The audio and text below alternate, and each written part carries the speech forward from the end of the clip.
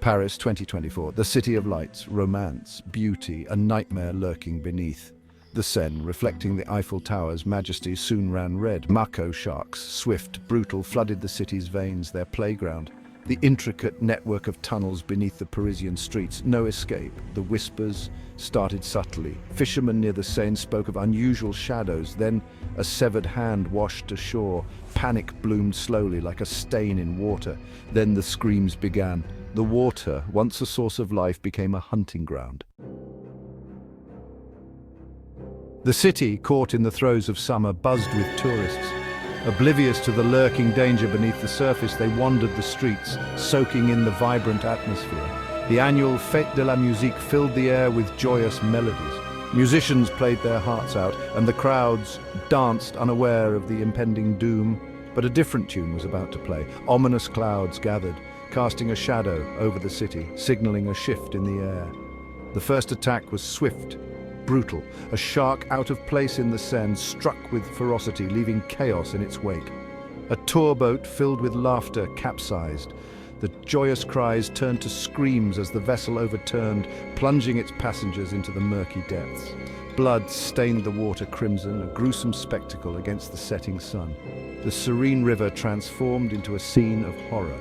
The authorities, initially dismissive, were forced to act.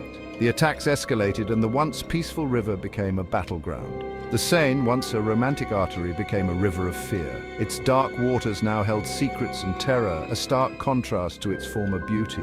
The city's heart, its charm, replaced by primal terror. Landmarks stood eerily silent, and the streets, once bustling, were now deserted, gripped by an unseen menace. Amid the chaos, heroes emerged. GIGN, a grizzled veteran of the GIGN, haunted by past failures, now faced his greatest challenge. Sophie, a marine biologist, held the key to understanding the shark's behavior. Their paths collided, a desperate alliance forged in blood and fear. As the city descended into chaos, survival became the only goal.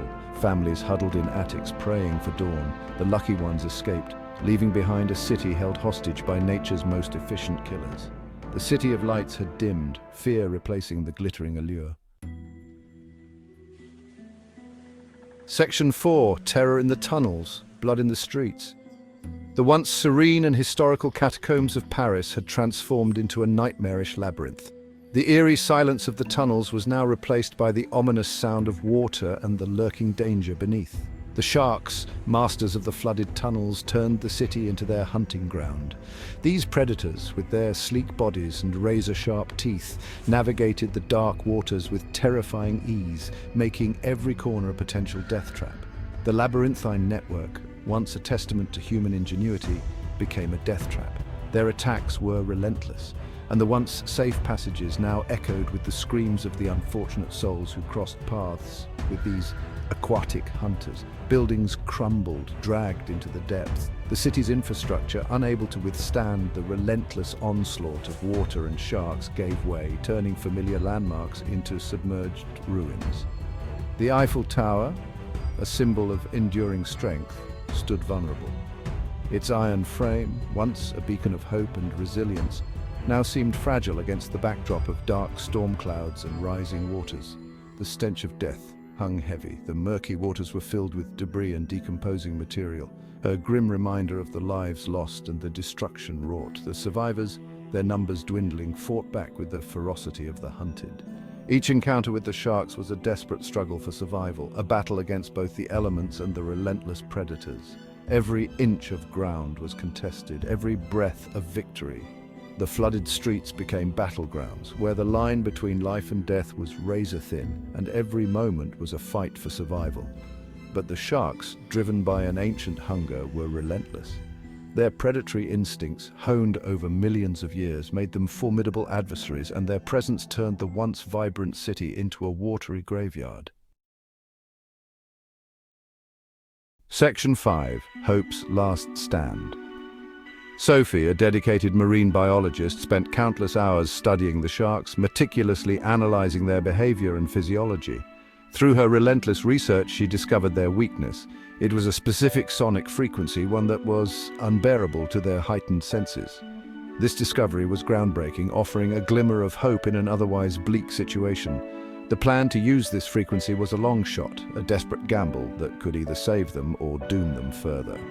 The stakes were incredibly high, and failure was not an option. Jean, a former city planner turned reluctant leader, armed with this crucial knowledge, led a ragtag group of survivors into the heart of the flooded city. Their resolve was unshakable, their mission clear. Their mission was to activate the sonic device, repel the sharks, and reclaim their city from the aquatic invaders. Every step was fraught with danger, but they moved with purpose and determination. The climax of their mission was a symphony of chaos and courage. The water erupted into a frenzy as the device was activated, sending shockwaves through the depths. Explosions ripped through the water, the sharks thrashing in agony as the sonic waves assaulted their senses. The once dominant predators were now the ones in distress. But the victory, if it could be called that, was bittersweet. The city lay in ruins, the scars of the invasion forever etched in its heart. The cost of their survival was immense. The once vibrant cityscape was now a devastated wasteland, a haunting reminder of the battle that had taken place. The floodwaters had receded, but the damage was done. As the last of the sharks disappeared into the depths, a single question lingered in the minds of the survivors. For how long would this peace last? The future was uncertain, but for now they had won a fragile reprieve.